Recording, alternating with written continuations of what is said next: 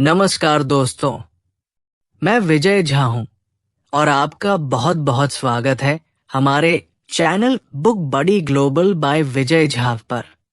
क्या आपने कभी सोचा है कि क्यों इतिहास में महिलाओं को हमेशा दोयम दर्जा दिया गया? क्यों कहा जाता है कि लड़कियां इंजीनियर नहीं बन सकती या महिलाओं का दिमाग व्यापार के लिए नहीं बना? आज की वीडियो में हम बात करने जा रहे हैं एक ऐसी किताब की जिसने इन सभी सवालों के जवाब दिए और पूरी दुनिया की सोच बदल दी। यह है फ्रांसीसी दार्शनिक सिमोन द बोवर की अमर कृति द सेकंड सेक्स। 1949 में छपी ये 800 पन्नों की किताब सिर्फ एक किताब नहीं है दोस्तों, ये एक आंदोलन है, एक क्रांति है। आज तक की सबसे प्रभावशाली नारीवादी किताबों में से एक। अगर आप इस वीडियो से कुछ सीखते हैं तो प्लीज लाइक बटन दबाना न भूलें। और अगर आप ऐसी बुक समरीज देखना चाहते हैं तो बेल आइकन के साथ सब्सक्राइब भी कर दीजिए। चलिए शुरू करते हैं। पार्ट 1, लेखिका का परिचय और पृष्ठभूमि। सिमोन द बोवर कौन थी? दोस्तों, सिमोन द बोवर सिर्फ एक लेखिका नहीं थी। वे 1908 में पैदा हुई और अपने समय की सबसे तेज दिमाग वाली महिलाओं में से थी।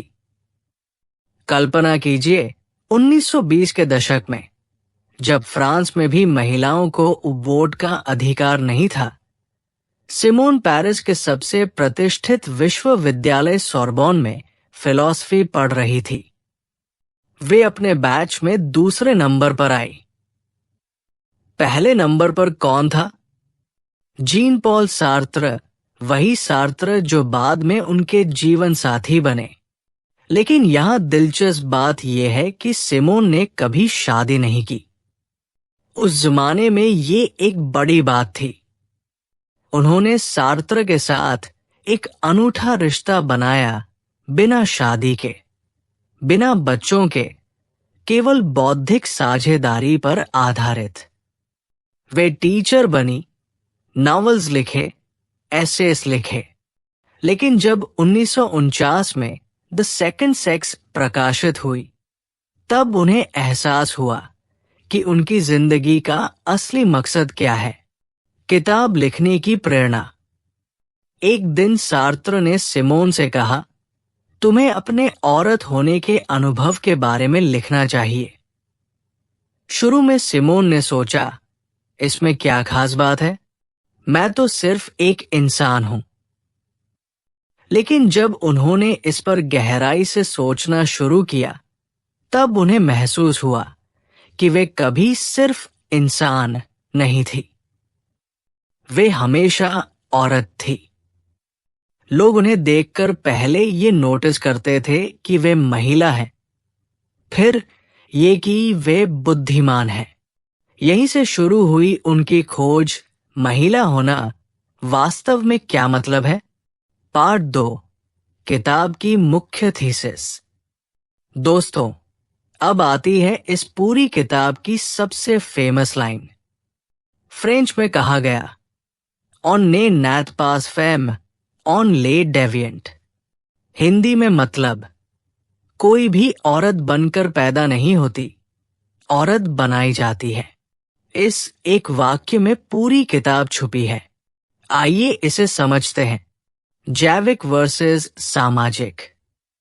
द बोवर कहती है कि जब कोई बच्ची पैदा होती है तो वो सिर्फ एक फीमेल होती है बायोलॉजिकल रूप से, लेकिन औरत बनना एक सामाजिक प्रक्रिया है। उदाहरण देकर समझते हैं। एक छोटी बच्ची को गुलाबी कपड़े पहनाए जाते हैं, गुड़िया दी जाती है, कहा जाता है आराम से खेलो, शोर मत करो, लड़कों जैसा मत बनो। उसी समय लड़के को नीले कपड़े, गाड़ियां, बंदूकें, कहा जाता है मर्द बनो, रोना नहीं, स्ट्रॉन्ग बनो। क्या ये सब नेचुरल है? बिल्कुल नहीं। ये समाज का बनाया हुआ है। दूसरे का सिद्धांत। द बोवर की सबसे बड़ी खोज ये है कि इतिहास में औरत को हमेशा दूसरा, दी अदर, माना गया है। इसका मतलब क्या है? मान लीजिए, अगर मैं कहूं डॉक्टर, आपके दिमाग में सबसे पहले कौन सी इमेज आएगी? एक आदमी की, है ना?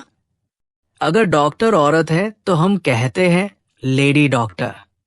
अगर कहूं पायलट तो आप सोचेंगे आदमी, औरत है तो फीमेल पायलट। यही है दूसरे का मतलब। आदमी है नॉर्मल, औरत है स्पेशल केस।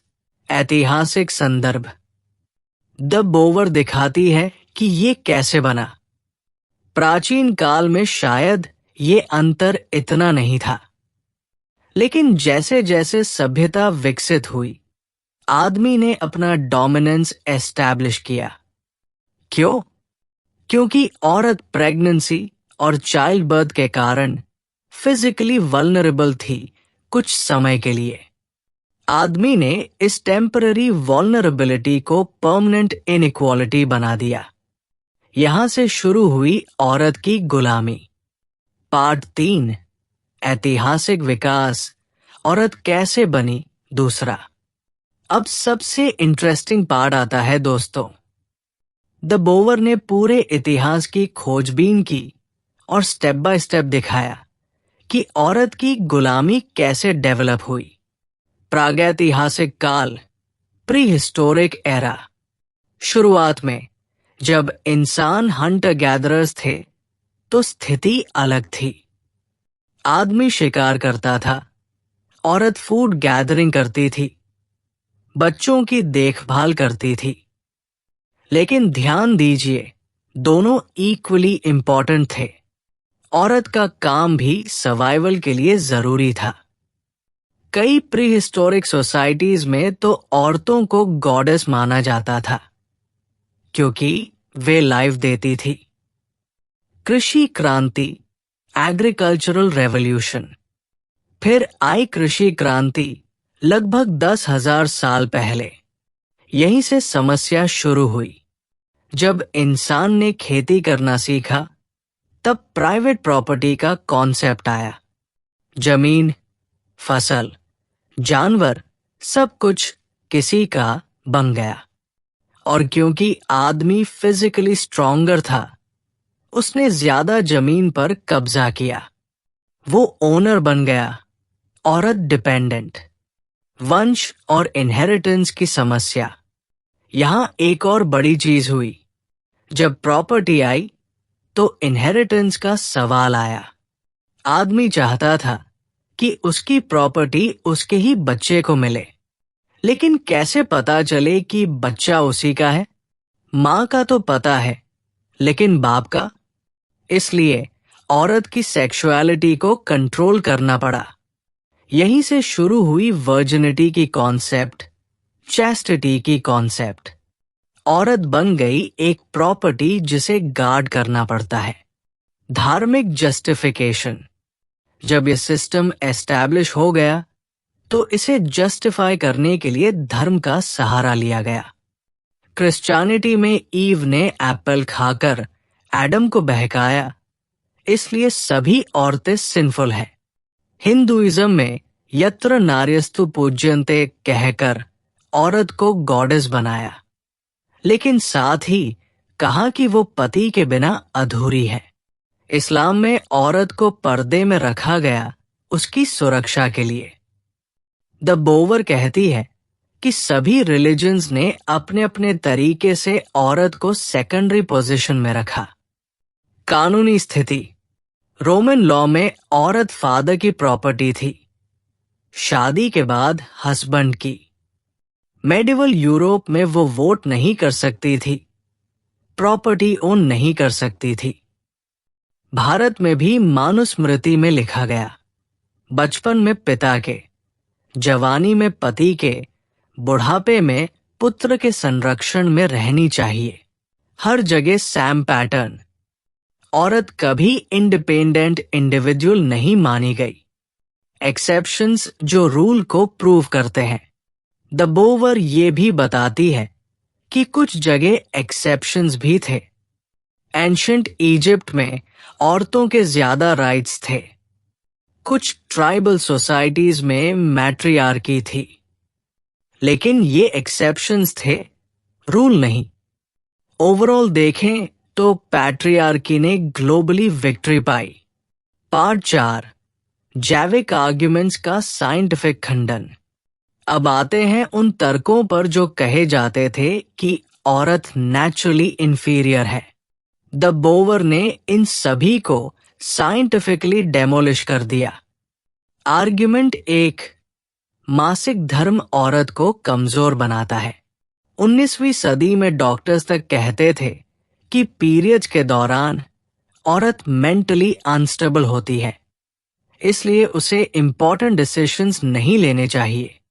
द बोवर का जवाब, ये सिर्फ एक बायोलॉजिकल फंक्शन है, जैसे किसी को जुकाम हो जाना। इससे बुद्धि या कैपेबिलिटी पर कोई परमानेंट इफेक्ट नहीं पड़ता। उदाहरण, अगर किसी आदमी को माइग्रेन हो जाए तो क्या हम कहते हैं कि सभी आदमी कमजोर हैं? नहीं ना। आर्ग्यूमेंट 2, औरत का दिमाग छोटा होता है।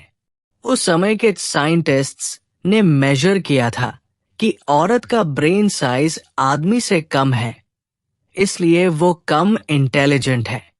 द बोवर का जवाब, पहली बात, ब्रेन साइज और इंटेलिजेंस में डायरेक्ट कोरिलेशन नहीं है। हाथी का दिमाग इंसान से बड़ा है, क्या वो ज्यादा इंटेलिजेंट है? दूसरी बात, अगर कोई अंतर है भी तो वो एजुकेशन और अपॉर्चुनिटीज की कमी से है। जब औरतों को प्रॉपर न्यूट्रिशन और एजुकेशन मिलेगा तो ये गैप भी मिट जाएगा। आर्ग्यूमेंट 3, मातृत्व औरत की डेस्टिनी है। कहा जाता था कि औरत का बायोलॉजी उसे मदर बनने के लिए डिजाइन किया गया है, इसलिए वो करियर नहीं बना सकती। द बोवर का रेवोल्यूशनरी आंसर, मातृत्व एक चॉइस होनी चाहिए, कंपल्शन नहीं। वे कहती है, सिर्फ इसलिए कि औरत बच्चे पैदा कर सकती है, ये जरूरी नहीं कि वह करे। आदमी युद्ध लड़ सकता है, लेकिन इसका मतलब ये नहीं कि उसे हमेशा युद्ध में ही रहना चाहिए। आर्ग्यूमेंट 4, औरत इमोशनल है, लॉजिकल नहीं। ये कहा जाता था कि औरत फीलिंग्स से डिसीजंस लेती है, रैशनल थिंकिंग नहीं कर सकती। द बोवर का एनालिसिस, ये कंडीशनिंग का रिजल्ट है, नेचर का नहीं।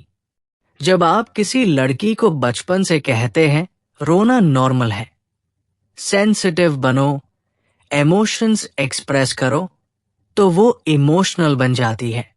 उसी समय लड़के को कहते हैं रोना मैनलीनेस के अगेंस्ट है, टफ बनो, तो वो इमोशन सप्रेस करना सीख जाता है। ये सब लर्न्ड बिहेवियर है। अगर कंडीशनिंग रिवर्स कर दें तो रिजल्ट्स भी रिवर्स हो जाएंगे। साइंटिफिक एविडेंस द बोवर के फेवर में। द बोवर ने कॉन्टेम्पररी रिसर्च साइट किया जो दिखाता था, 1, जब औरतों को इक्वल एजुकेशन मिलता है वे इक्वली परफॉर्म करती है। 2, साइकोलॉजिकल टेस्ट्स में कोई इनहेरेंट डिफरेंस नहीं मिलता। 3, जो डिफरेंसेस दिखते हैं वे सोशल कंडीशनिंग से हैं। ये सब 1949 में लिखा गया था। आज के मॉडर्न साइकोलॉजी और न्यूरोसाइंस ने उनकी बात को और भी स्ट्रांगली प्रूव किया है। पार्ट 5, विवाह संस्था की गहरी आलोचना। अब आता है शायद किताब का सबसे कंट्रोवर्शियल पार्ट। द बोवर ने ट्रेडिशनल मैरिज को बहुत हर्ष क्रिटिसिज्म दी है। विवाह एक इकोनॉमिक ट्रांजैक्शन। द बोवर कहती है कि ट्रेडिशनल मैरिज लव की वजह से नहीं होता, बल्कि एक इकोनॉमिक डील है। कैसे? औरत अपनी सर्विसेज देती है, cooking, cleaning, child rearing, sexual availability.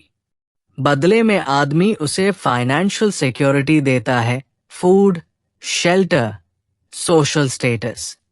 The बोवर बहुत ब्लंटली लिखती है, the difference between a wife and a prostitute is that the prostitute rents her body on an hourly basis, while the wife sells it once and for all. अर्थात पत्नी और वेश्या के बीच अंतर यह है कि वेश्या अपना शरीर प्रति घंटे के हिसाब से किराए पर देती है, जबकि पत्नी उसे हमेशा के लिए बेच देती है। ये बहुत हर्ष लगता है, लेकिन उनका पॉइंट ये है कि जब तक मैरिज प्योरली इकोनॉमिक नेसेसिटी पर बेस्ड है, तब तक ये ट्रू पार्टनरशिप नहीं हो सकती। गृहस्थी का मेंटल प्रिजन।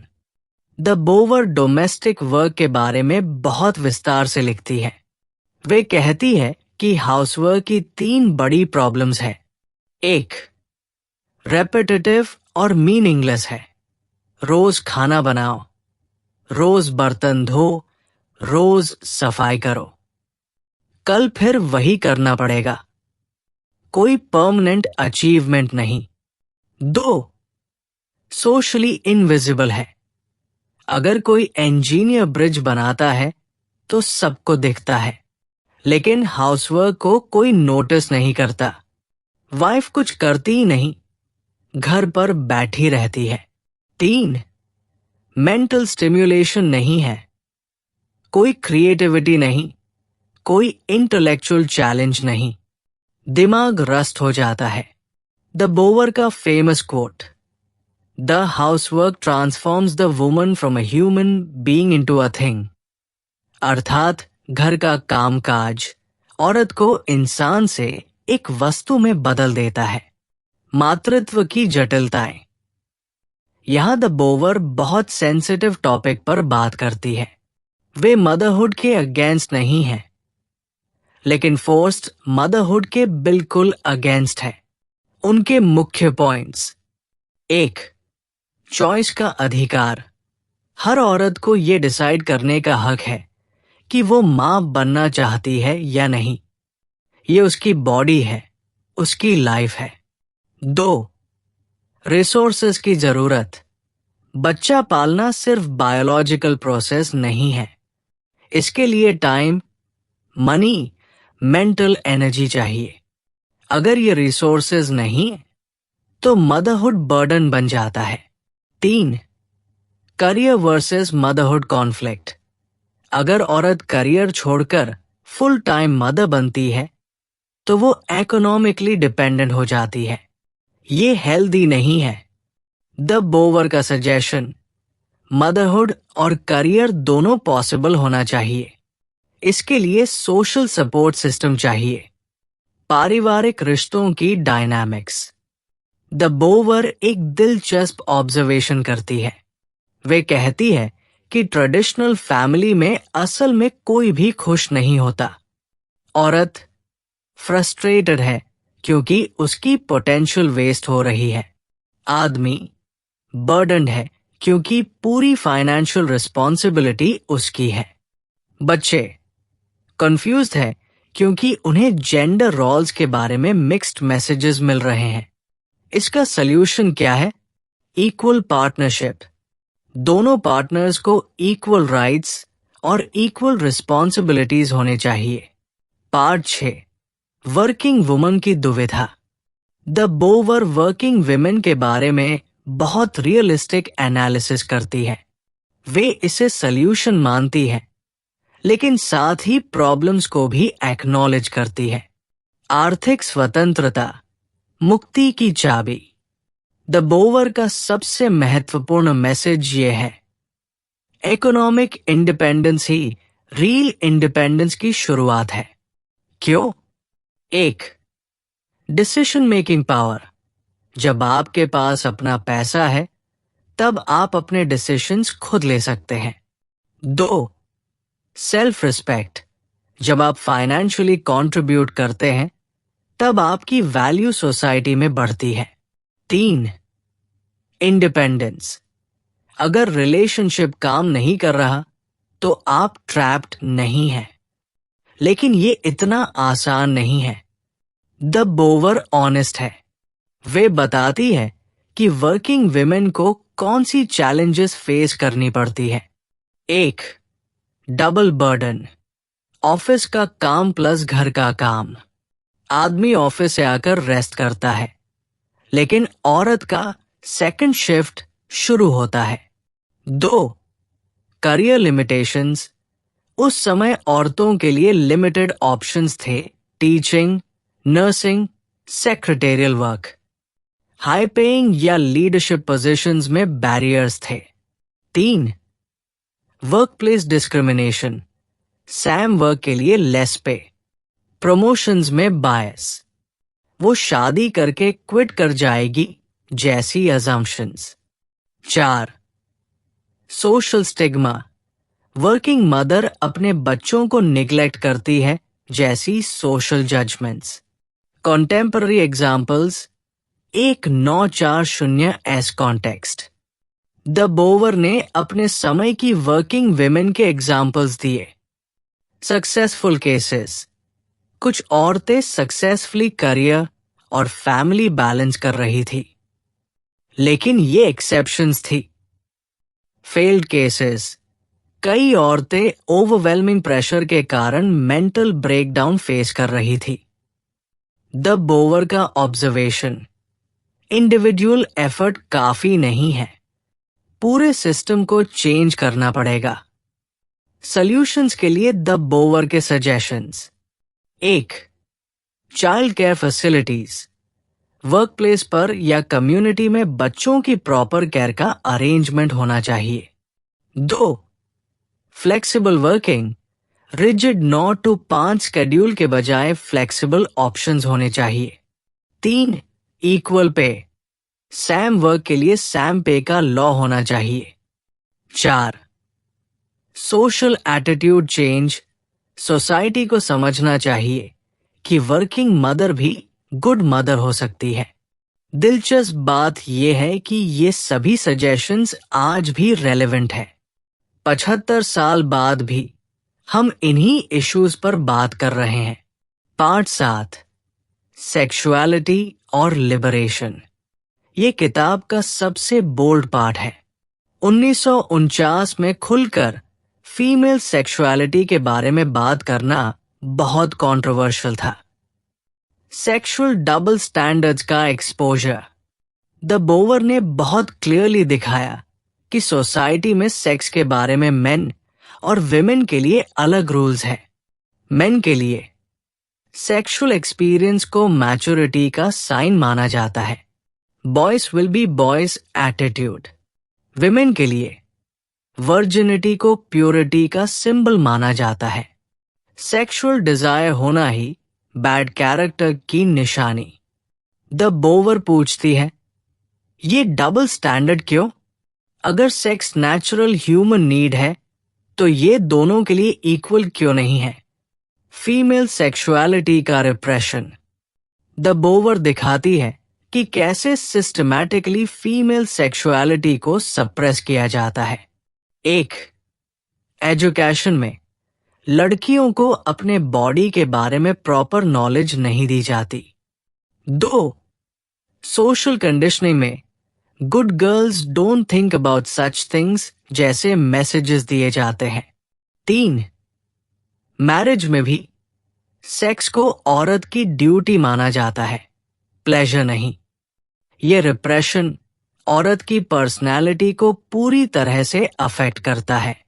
वो अपने डिजायर्स को डिनाई करना सीख जाती है। कॉन्ट्रसेप्शन और रिप्रोडक्टिव राइट्स। ये रिमेंबर करना इंपॉर्टेंट है कि 1949 में कॉन्ट्रसेप्शन वाइडली अवेलेबल नहीं था। अबॉर्शन इलीगल था। द बोवर ने बहुत क्लियरली कहा कि जब तक औरत अपनी रिप्रोडक्टिव चॉइसेस कंट्रोल नहीं कर सकती, तब तक वो ट्रूली फ्री नहीं हो सकती। उनका आर्ग्यूमेंट था कि अनप्लान्ड प्रेगनेंसी औरत की सभी प्लान्स को रोक देती है। करियर, एजुकेशन, पर्सनल डेवलपमेंट सब कुछ सेकेंडरी बन जाता है। मैरिज में सेक्सुअल डायनामिक्स। द बोवर ने मैरिज में सेक्स के बारे में बहुत फ्रैंक एनालिसिस दी। उन्होंने कहा कि ट्रेडिशनल मैरिज में सेक्स ऑफन एक ड्यूटी बन जाता है औरत के लिए। वाई? क्योंकि वो इकोनॉमिकली डिपेंडेंट है। वो नो कहने की पोजीशन में नहीं है। द बोवर का पॉइंट, ट्रू सेक्सुअल लिबरेशन तभी पॉसिबल है जब दोनों पार्टनर्स इक्वली पावरफुल हों। पार्ट 8, डिफरेंट लाइफ स्टेजेस में औरत की जर्नी। द बोवर ने बहुत डिटेल्ड एनालिसिस दी है कि औरत के डिफरेंट लाइफ स्टेजेस में उसकी कंडीशनिंग कैसे होती है। बचपन, चाइल्डहुड, जन्म से ही डिफरेंशिएशन शुरू हो जाता है। फिजिकल ट्रीटमेंट, लड़कियों को नाजुक समझकर ओवर प्रोटेक्ट किया जाता है। वे रिस्की गेम्स नहीं खेल सकती, दूर नहीं जा सकती। टॉयज और games, dolls, kitchen sets versus cars, building blocks, ये उनके दिमाग में जेंडर रोल्स फिक्स करता है। बिहेवियरल एक्सपेक्टेशंस, शांत रहो, अच्छी लड़की बनो, लड़कों जैसा मत करो। स्लोली उनकी नेचुरल असर्टिवनेस किल हो जाती है। किशोरावस्था, एडोलेसेंस, ये सबसे क्रिटिकल फेज है। द बोवर इसे द क्राइसिस कहती है। फिजिकल चेंजेस, जब लड़की में फिजिकल चेंजेस होते हैं तो सोसाइटी उसे सेक्सुअली अवेयर हो जाना डेंजरस मानती है। उसकी फ्रीडम और भी रिस्ट्रिक्ट हो जाती है। बॉडी शेम, उसे अपने डेवलपिंग बॉडी के बारे में शेम्ड किया जाता है। Cover up, don't attract attention जैसे मैसेजेस मिलते हैं। फ्यूचर एंजाइटी, इस एज में लड़की को रियलाइज होता है कि उसका फ्यूचर लिमिटेड है। वो डॉक्टर बन सकती है, लेकिन सोसाइटी कहेगी शादी के बाद छोड़ देगी। द बोवर कहती है, the adolescent girl feels her future closing in like a trap. अर्थात किशोर लड़की को लगता है कि उसका भविष्य एक जाल की तरह बंद हो रहा है। युवावस्था, यंग एडल्टहुड, यहां सबसे बड़ा चॉइस आता है, करियर या marriage. The impossible choice, society एक आर्टिफिशियल चॉइस क्रिएट करती है। लड़की को लगता है कि वह दोनों नहीं कर सकती।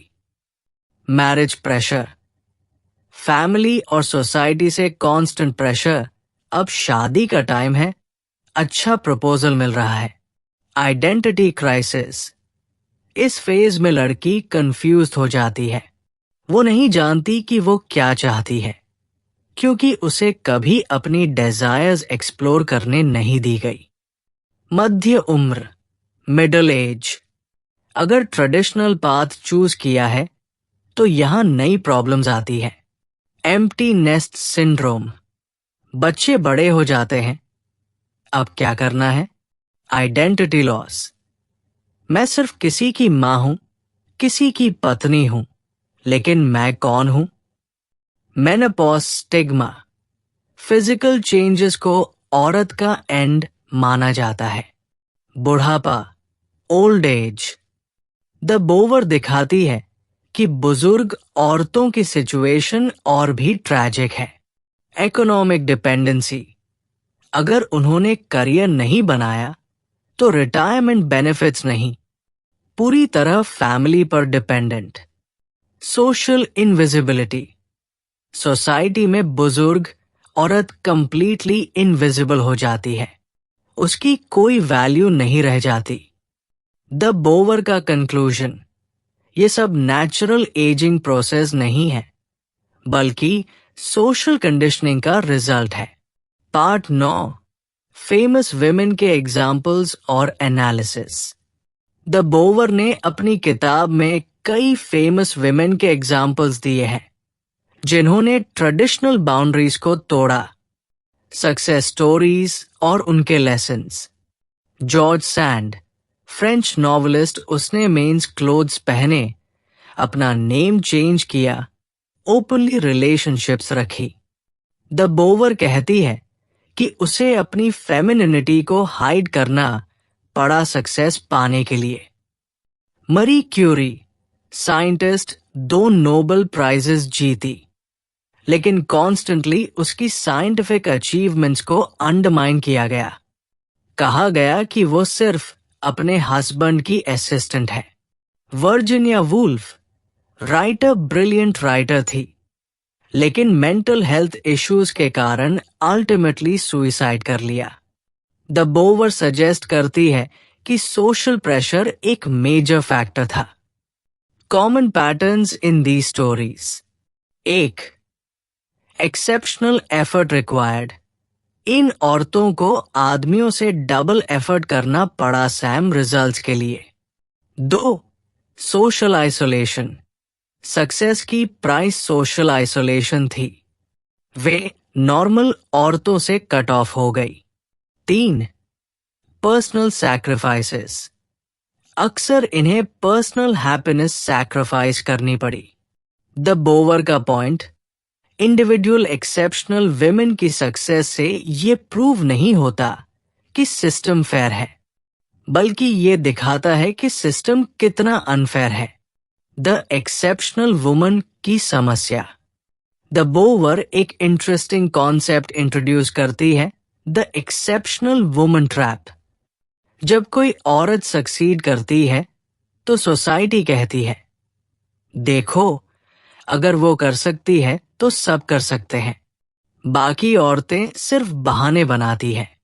लेकिन ये लॉजिक फ्लॉड है। अगर किसी दौर में कुछ लोग बंधे हुए हैंड्स के साथ दौड़ें और फिर भी कोई एक जीत जाए, तो इससे ये प्रूफ नहीं होता कि बाकी लेजी थे। द बोवर कहती है, the success of a few exceptional women should not blind us to the systematic oppression of the majority। अर्थात कुछ असाधारण महिलाओं की सफलता से हमें बहुसंख्यक महिलाओं के व्यवस्थित उत्पीड़न के प्रति अंधा नहीं होना चाहिए। पार्ट 10, सॉल्यूशंस और फ्यूचर की विजन। अब आते हैं द बोवर के प्रैक्टिकल सॉल्यूशंस पर। वे सिर्फ प्रॉब्लम्स आइडेंटिफाई नहीं करती, रोड मैप भी देती है। Individual level solutions. 1. Educational equality. लड़के और लड़कियों को बिल्कुल सैम एजुकेशन मिलनी चाहिए।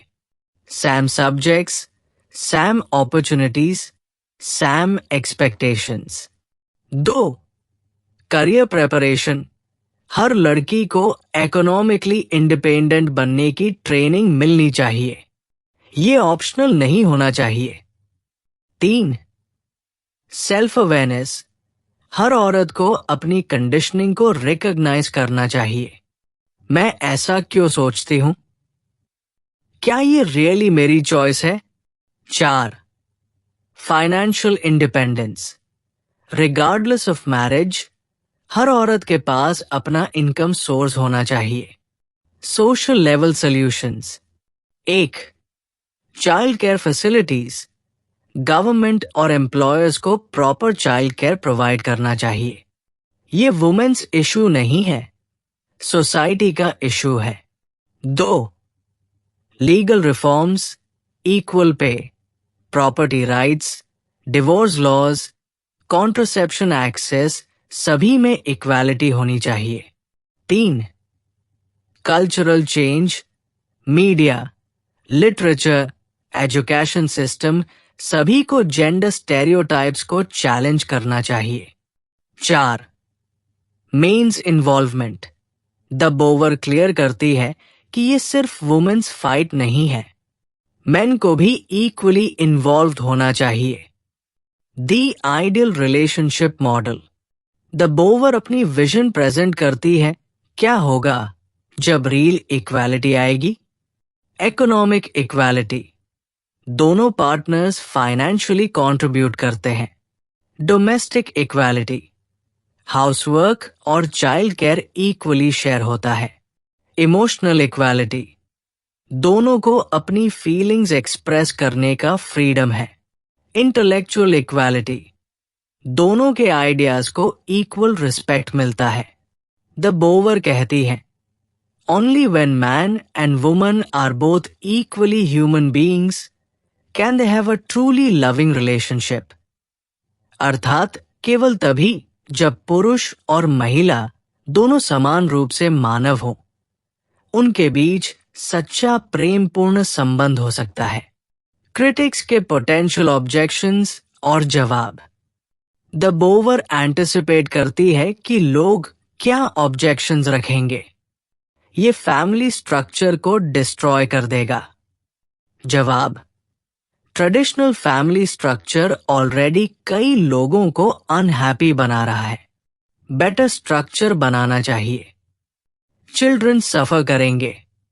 जवाब, रिसर्च शोज कि चिल्ड्रन हैप्पी पेरेंट्स के साथ बेटर करते हैं, ट्रेडिशनल जेंडर रोल्स के साथ नहीं। ये नेचर के अगेंस्ट है। जवाब, ह्यूमंस की स्पेशलिटी यही है कि वे नेचर को इम्प्रूव कर सकते हैं। मेडिसिन, एजुकेशन, टेक्नोलॉजी सब नेचर के अगेंस्ट है। पार्ट 11, मॉडर्न रेलेवेंस और इम्पैक्ट।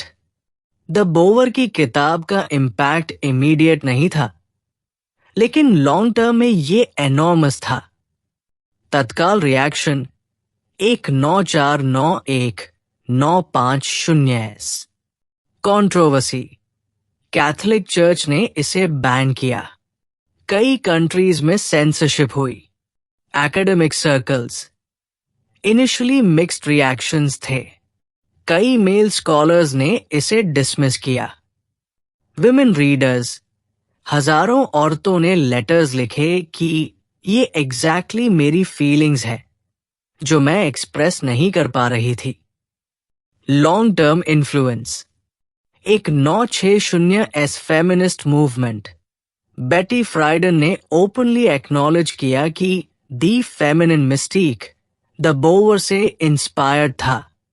लीगल चेंजेस, एक 960S 70S में divorce laws, contraception access, equal pay acts सभी में द बोवर के आइडियाज का इन्फ्लुएंस दिखता है। एकेडमिक फेमिनिज्म, वुमेन स्टडीज एक प्रॉपर एकेडमिक डिसिप्लिन बना। द बोवर को इसका फाउंडर माना जाता है। आज के कॉन्टेक्स्ट में रेलेवेंस। दोस्तों, यहां बहुत इंटरेस्टिंग बात है। 75 साल बाद भी द बोवर के कई ऑब्जर्वेशंस बिल्कुल एक्यूरेट है।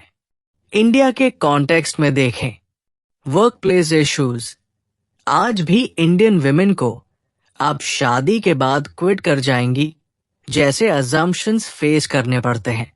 डबल बर्डन, वर्किंग विमेन आज भी घर का सारा काम हैंडल करती है। सेक्सुअल ऑटोनॉमी, आज भी विमेन की सेक्सुअलिटी को कंट्रोल करने की कोशिश होती है, ड्रेस कोड से लेकर मोरल पॉलिसिंग तक। इकोनॉमिक डिपेंडेंसी, आज भी कई एजुकेटेड विमेन फाइनेंशियली डिपेंडेंट है अपने हस्बैंड पर। प्रोग्रेस जो हुई है, लीगल राइट्स, विमेन को property rights, voting rights, education rights मिल गए हैं। करियर अपॉर्चुनिटीज, आज विमेन हर फील्ड में है, स्पेस साइंस से लेकर पॉलिटिक्स तक। सोशल अवेयरनेस, जेंडर इक्वालिटी के बारे में अवेयरनेस बहुत बढ़ी है। जो चैलेंजेस अभी भी है, माइंडसेट चेंज, लॉज चेंज हो गए, लेकिन डीप रूटेड एटीट्यूड्स अभी भी सैम है। Systemic issues, child care, workplace flexibility जैसी बेसिक नीड्स अभी भी प्रॉपर्ली एड्रेस नहीं हुई है। द बोवर ने प्रेडिक्ट किया था कि ये चेंज स्लो होगा, क्योंकि ये सिर्फ लीगल इशू नहीं है, ये कल्चरल और साइकोलॉजिकल इशू है। पार्ट 12 की टेकअवेज और पर्सनल एप्लीकेशन। अब समराइज करते हैं कि इस मास्टरपीस से हम क्या सीख सकते हैं। द बोवर के टॉप 5 लाइफ चेंजिंग आइडियाज। 1. औरत पैदा नहीं होती, बनाई जाती है। प्रैक्टिकल एप्लीकेशन, अपनी या अपनी बेटी की चॉइसेस एग्जामिन करें। कौन सी चॉइसेस रियली पर्सनल है, कौन सी सोशल कंडीशनिंग से है 2. Economic independence is non-negotiable practical application. चाहे आप स्टूडेंट हो, हाउसवाइफ हो या वर्किंग, अपना फाइनेंशियल बैकअप प्लान बनाएं। डिपेंडेंस वल्नरेबिलिटी क्रिएट करता है। 3. दूसरे की भूमिका रिजेक्ट करे प्रैक्टिकल एप्लीकेशन। अपनी आइडेंटिटी डिफाइन करते समय रिलेशनशिप्स के थ्रू नहीं करें। मैं XYZ की बीवी हूं के बजाय मैं ABC हूं कहें। 4. Question everything practical application. जब भी कोई कहे औरतें नेचुरली ऐसी होती हैं या ये महिलाओं का काम है, तो पूछें कहां से आया ये रूल। 5. इंडिविजुअल और सिस्टेमिक दोनों लेवल पर काम करे प्रैक्टिकल एप्लीकेशन। अपनी लाइफ में चेंजेस करें, लेकिन साथ ही सिस्टेमिक इश्यूज को भी एड्रेस करें, वोटिंग, एक्टिविज्म, अवेयरनेस के थ्रू। मेन के लिए भी इंपॉर्टेंट लेसन्स। 1. प्रिविलेज को रिकॉग्नाइज करें। एक्नॉलेज करें कि आपको कुछ एडवांटेजेस ऑटोमेटिकली मिले हैं। 2. Equal partnership, house hold responsibilities equally बांटे। 3. इमोशनल इंटेलिजेंस डेवलप करें। द बोवर दिखाती है कि ट्रेडिशनल मैस्कुलिनिटी मेन को भी लिमिट करता है। पेरेंट्स के लिए गाइडेंस। 1. सैम ट्रीटमेंट, बेटे बेटी में डिफरेंस न करें, टॉयज से लेकर एक्सपेक्टेशंस तक। 2. बोथ को लाइफ स्किल्स सिखाएं, कुकिंग, क्लीनिंग, फाइनेंशियल प्लानिंग, सब दोनों को सिखाएं। 3. करियर ओरिएंटेशन, दोनों को इकोनॉमिकली इंडिपेंडेंट बनने की ट्रेनिंग दे। कॉन्टेम्पररी एप्लीकेशंस, वर्कप्लेस में जेंडर बायस को आइडेंटिफाई करना और एड्रेस करना। रिलेशनशिप्स में पावर डायनामिक्स को एग्जामिन करना। सोशल मीडिया पर जेंडर स्टेरियोटाइप्स को चैलेंज करना। पर्सनल ग्रोथ में अपनी कंडीशनिंग को अनलर्न करना और ऑथेंटिक सेल्फ को डिस्कवर करना। कंक्लूजन और फाइनल मैसेज। दोस्तों, हमने आज एक ऐसी किताब की जर्नी की है जिसने लिटरली वर्ल्ड हिस्ट्री चेंज की है। सिमोन द बोवर का द सेकंड सेक्स सिर्फ एक बुक नहीं है, ये एक मिरर है जो सोसाइटी के फेस पर लगा है। ये दिखाता है कि हमने कैसे आर्टिफिशियल कैटेगरीज क्रिएट किए हैं और उन्हें नेचुरल बोल दिया है। लेकिन सबसे इंपॉर्टेंट बात यह है कि द बोवर ने सिर्फ प्रॉब्लम्स पॉइंट आउट नहीं की, उन्होंने सॉल्यूशंस भी दिए, और वे सॉल्यूशंस आज भी इक्वली रेलेवेंट है। द बोवर का फाइनल मैसेज हमें यह है: freedom is not something you are given, it is something you take. अर्थात स्वतंत्रता कोई ऐसी चीज नहीं है जो आपको दी जाती है, ये ऐसी चीज है जो आप लेते हैं। इक्वालिटी वेट नहीं करती, हमें एक्टिवली इसके लिए वर्क करना पड़ता है, इंडिविजुअली और कलेक्टिवली दोनों। आज के बाद जब भी आप कोई जेंडर बेस्ड अजम्पशन सुने तो द बोवर को याद कर लीजिएगा। ये रियली नेचुरल है या सिर्फ सोशल कंडीशनिंग? अगर आज की ये वीडियो आपको वैल्यूएबल लगी तो प्लीज लाइक करना न भूलें। शेयर करें उन लोगों के साथ जिन्हें ये पर्सपेक्टिव हेल्पफुल लग सकता है। कमेंट्स में बताइए कि द बोवर के कौन से आइडियाज आपको मोस्ट रेलेवेंट लगे। और हाँ, अगर आप ऐसी और बुक समरीज देखना चाहते हैं तो सब्सक्राइब करना न भूलें। नेक्स्ट वीडियो में हम डिस्कस करेंगे बेटी फ्राइडन की द फेमिनिन मिस्टीक, जो डायरेक्टली द सेकंड सेक्स से इंस्पायर्ड थी। तब तक के लिए कीप रीडिंग, कीप थिंकिंग और कीप क्वेश्चनिंग। धन्यवाद।